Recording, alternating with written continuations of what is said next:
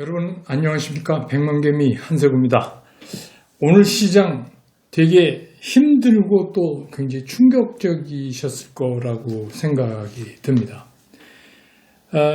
전염병 때문에 3월에 급락을 한번 한 이후에 진짜 제대로 한번 우리 시장이 좀 뒷걸음질 친 하루가 아닌가 그런 생각이 듭니다. 그래서 오늘은 앞으로 이제 본격적인 걱정스럽게 얘기가 나오기 시작하는 그런 이 조정에 대해서 제 견해를 좀 말씀드리고, 그에 따르는 우리의 전략, 이거를 잡아보는 시간으로 갖겠습니다.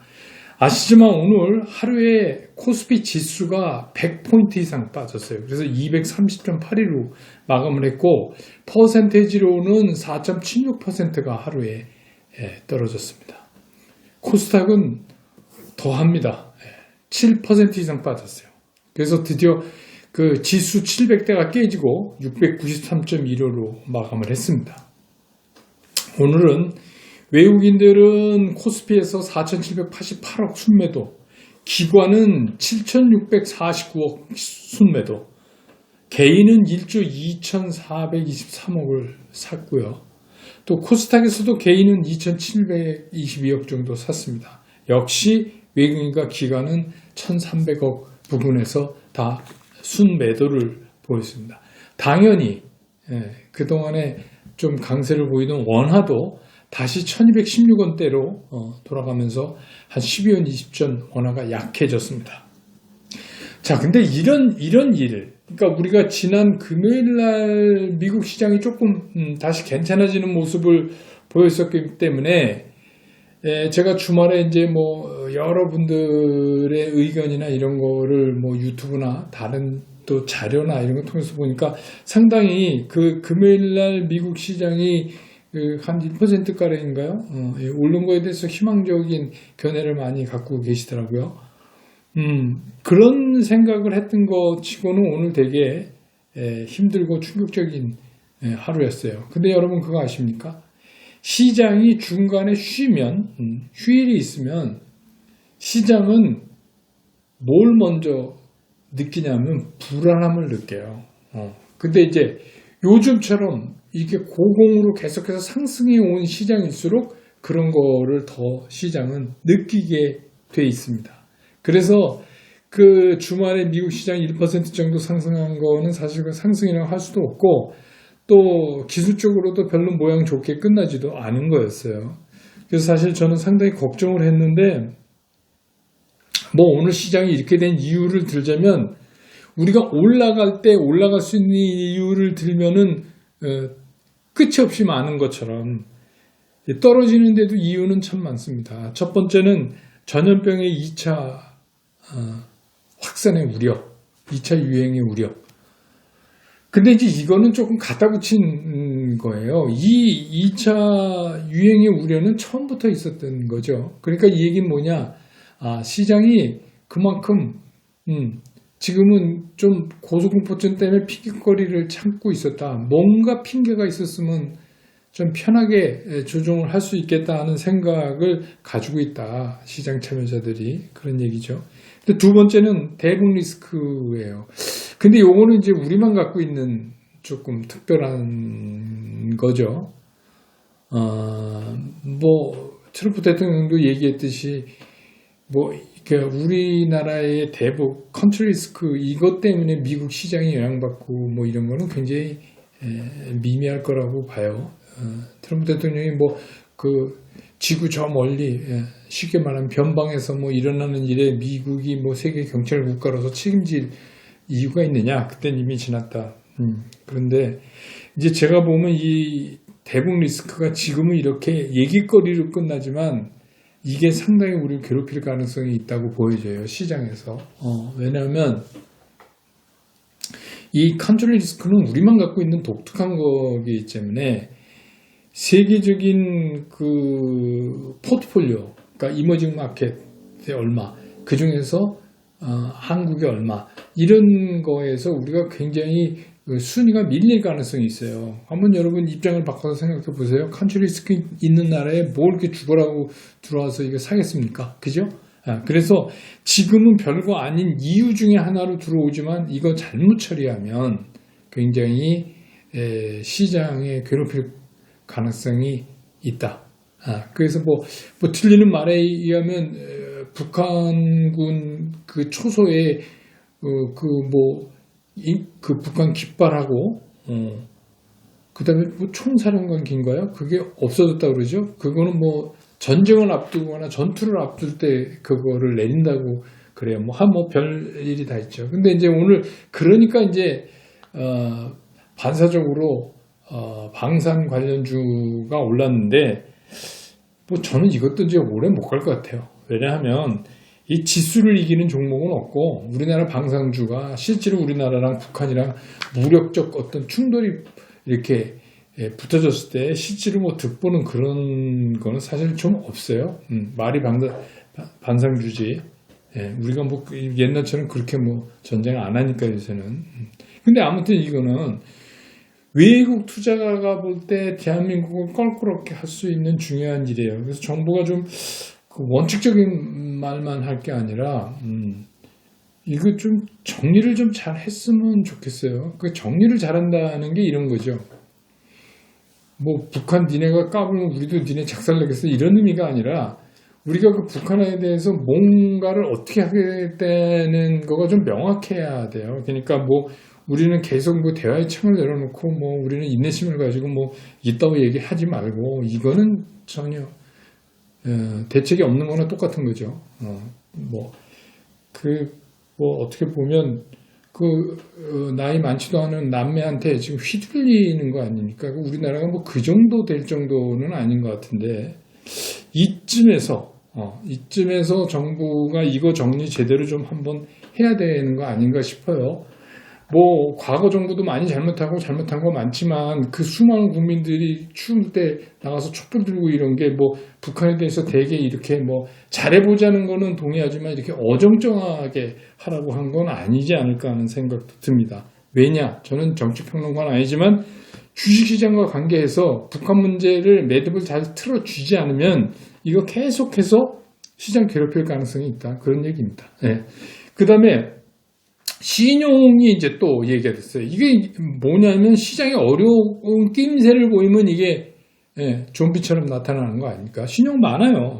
왜냐하면 3월에 이게 한 10조 조금 넘는 10조 5천 뭐 그 정도였다가 지금 12조까지 올라왔으니까 많은 거죠. 그런데 이제 그동안은 그렇게 얘기했어요. 야, 고객 예탁금이 그동안 얼마나 늘었는데 고객 예탁금에 비하면 뭐 이게 근데 이제 그 신용잔고를 과연 고객 예탁금을 분모로 놓고 신용잔고를 분자로 놓은 그 수치가 시장에 얼마나 시장이 강력한 힘을 가지고 있느냐를 평가하는 팩터가 될 수 있는지는 잘 모르겠어요. 근데 아무튼 그동안은 이게 다 그냥 좋은 거 이렇게 왔는데 오늘 시점쯤 되니까 이제 이게 다시 불거져 나오기 시작했어요. 그러니까 12조가 빚이라는 얘기 아닙니까?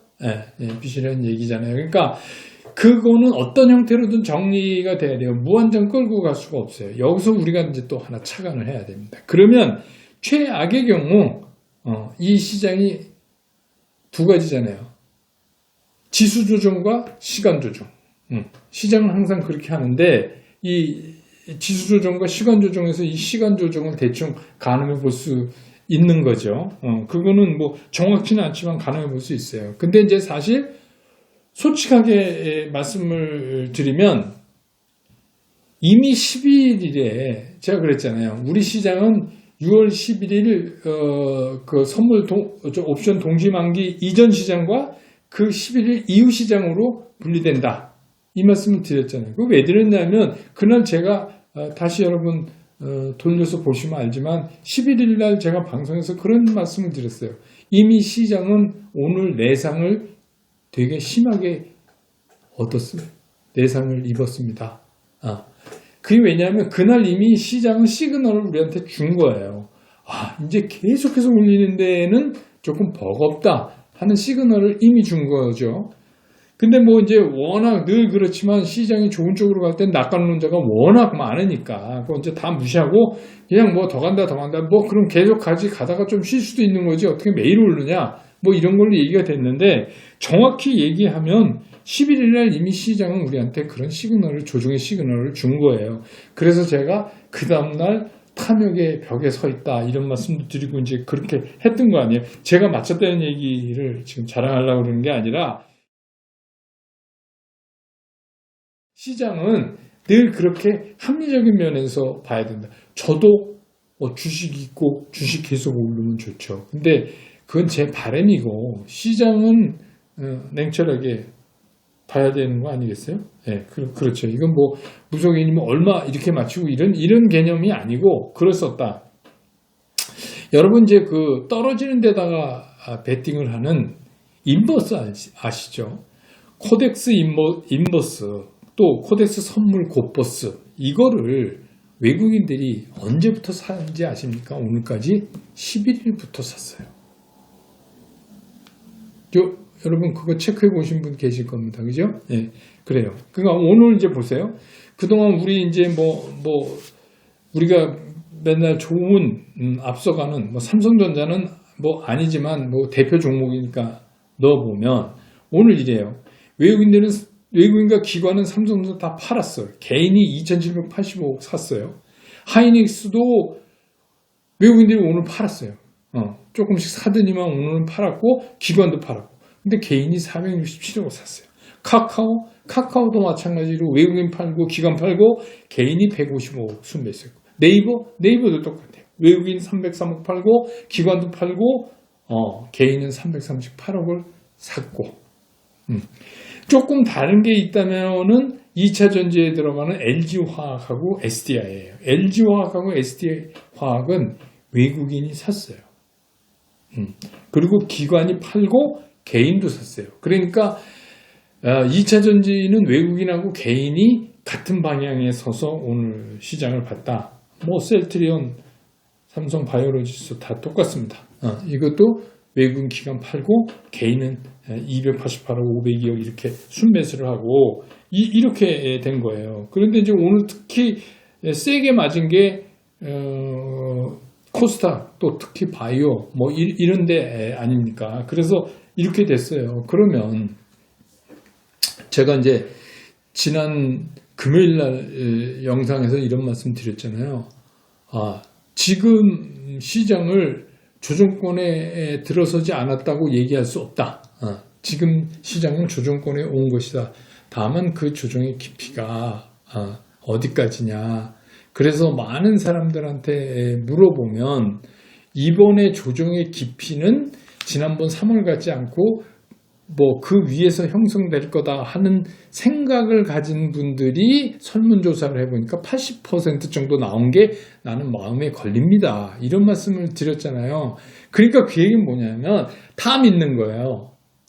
믿어요. 이번에 조정은 지난번 저점보다 높은 데서 터닝할 것이다. 그런데 이제 항상 문제가 되지만 근데 고양이 목에 방울 누가 다냐 이겁니다. 그러니까 거기에는 숨겨져 있는 얘기가 뭐냐면 이 정도로 유동성이 많기 때문에 유동성이 내 유동성이에요?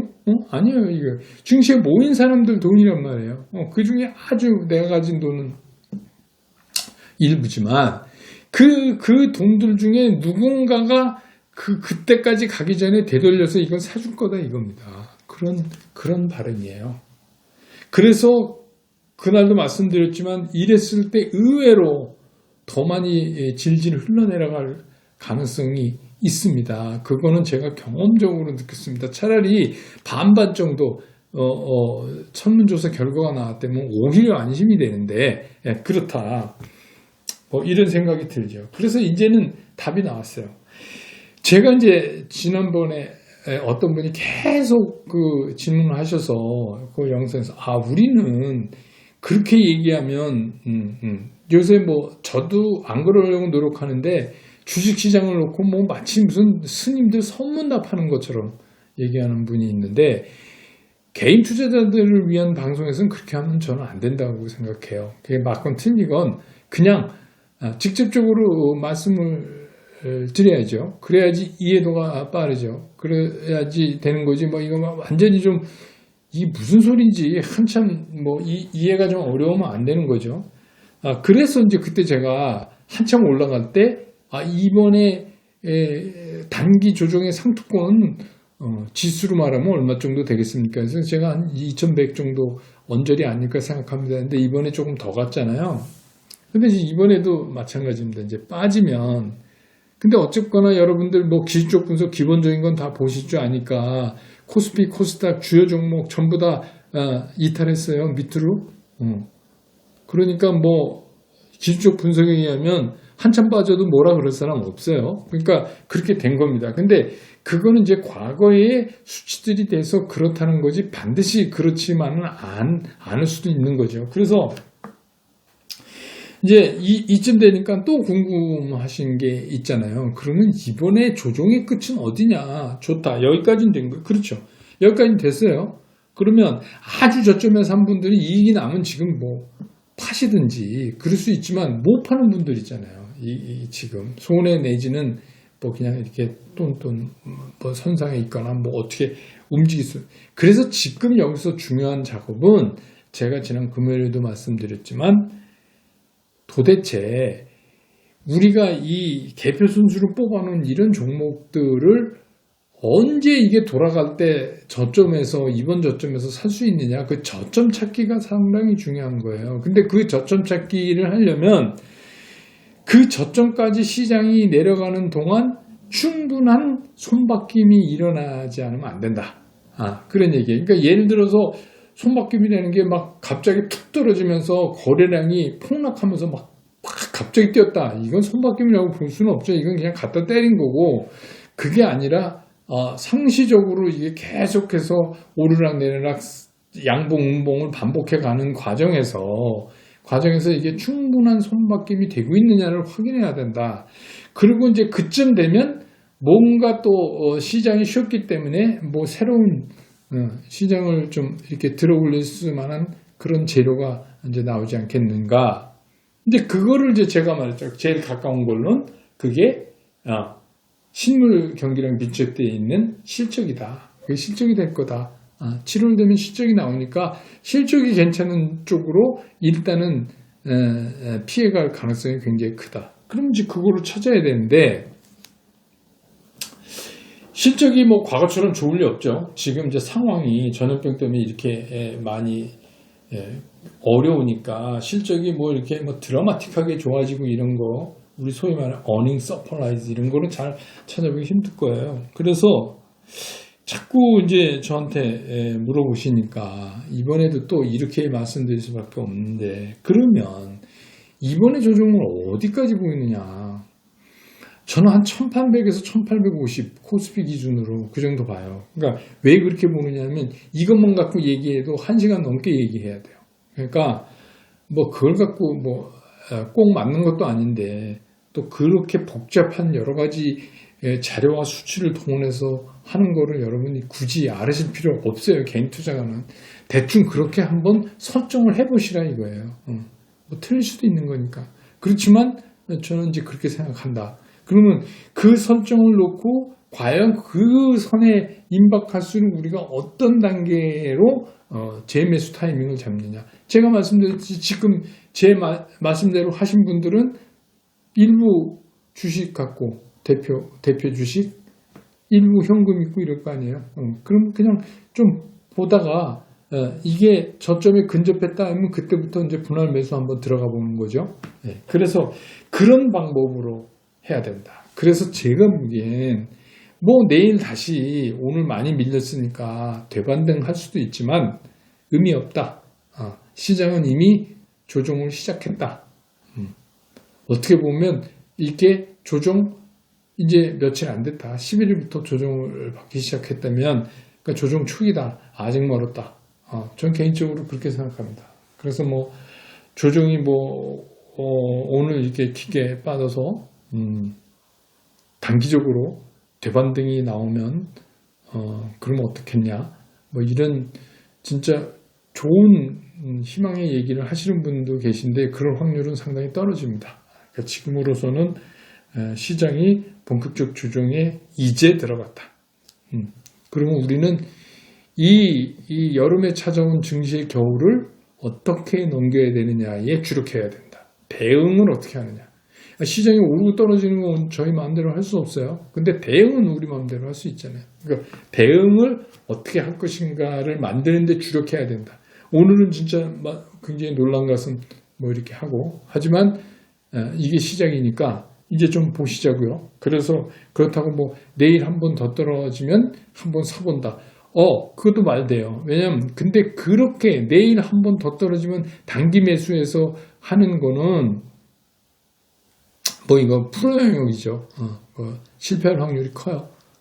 그래서 저는 일반 개인 투자가한테는 별로 그런 방법을 권해드리고 싶진 않아요.